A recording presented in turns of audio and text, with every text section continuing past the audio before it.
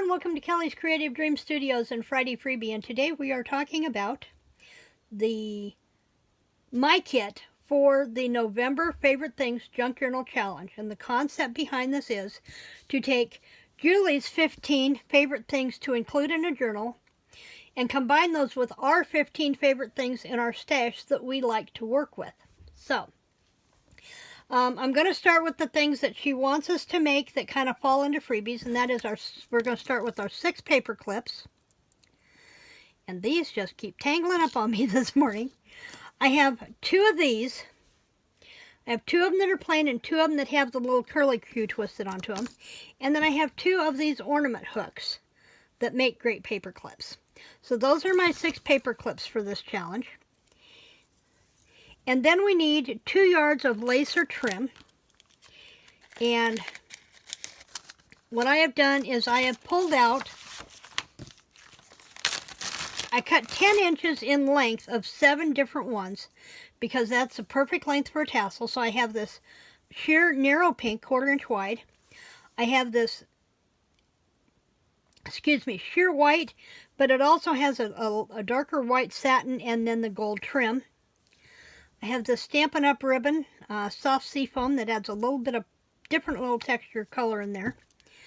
I have a 10-inch strip of lace, this 10-inch pink velvet ribbon. Now it's a little bit longer than 10 inches, and I will just accommodate for that because this was what was left in my stash of that one. And then I have 10 inches of that white sheeting and 10 inches of the pink sheeting left from the baby albums. And then my remaining 2 inches, I'm going to take 2 inches of this gold cording and use it when I tie my tassel together. So that is my 2 yards of trim or lace for my tassel. Now we're to use 1 whole napkin, and that is in my warehouse out in the shed. I have not gone out to the warehouse and pulled fabric or my napkins yet. 3 doilies. I have 3 gold doilies from Stampin' Up, and they also have a white side, so I get double use on those. And then a postage stamp playing cards guest checker game piece. So here is my stamp. I could not find, I wanted one of them that had the cherubs on it, and apparently I don't have one on my stash, so I pulled that one with the pink zinnia. I have pink Monopoly money, this snowflake, which brings in a little bit of that blues and greens, and then the green guest check for that one. So those are our items that we need to use to complete her, that she's been specific about. Okay, then I have the things that actually go in the kit. Number 1 is gold wire. If you like to do beading or add charms or dangles or anything like that, use gold wire, use your wire in any color because you can twist it around a pencil and make springy dangles. You can wrap a paper bead with this. Lots of things you can do with the wire. So that's number 1. And I'm marking them off my paper over here as I count. Inks, we can use all the inks that we want. Ink is a category all on its own. And I've got macaron and seafoam, soft seafoam started here because that's what I used to test this wreath with. Then we have a stamp set, and I have chosen this wondrous wreath stamp set from Stampin' Up. It is retired, but it lets me layer a wreath, and I want to use the wreath to showcase my individual numbers from flinch cards as my December daily countdown. So there's that. And then I have, one of my papers is this pink glitter paper. I'm going to use this sparingly, but I can use that. So that's my pink paper.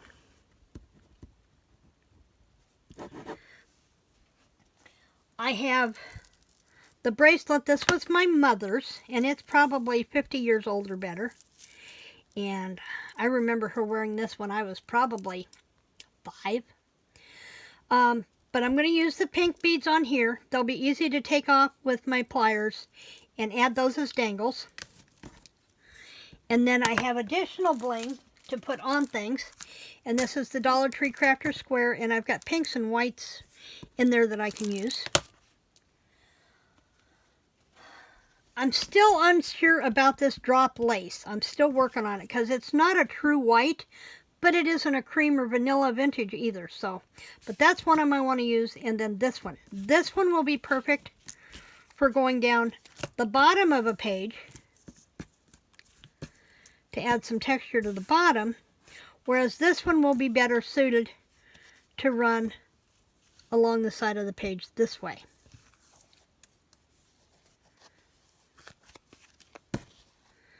So tuck those back away.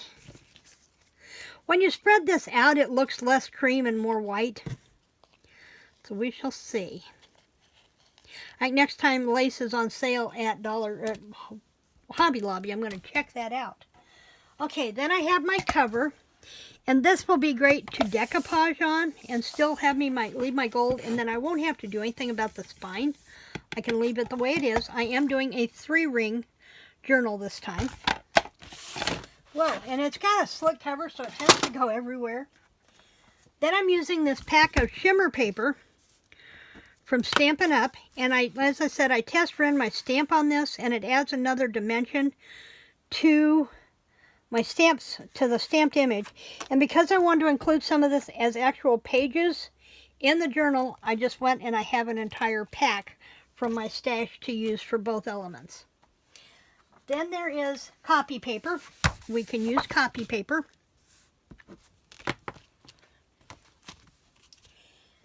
I have a Christmas book. One of our elements is to do 3 book pages.